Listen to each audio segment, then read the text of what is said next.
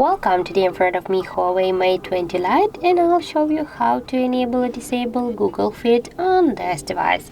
So in my case the Google Feed is activated, and just to turn it off, you should hold for a while your screen and on the right down corner tap on the settings icon, and just here the last section you'll see the Google Feed section, and just to turn off the Google Feed tap once here on the switcher.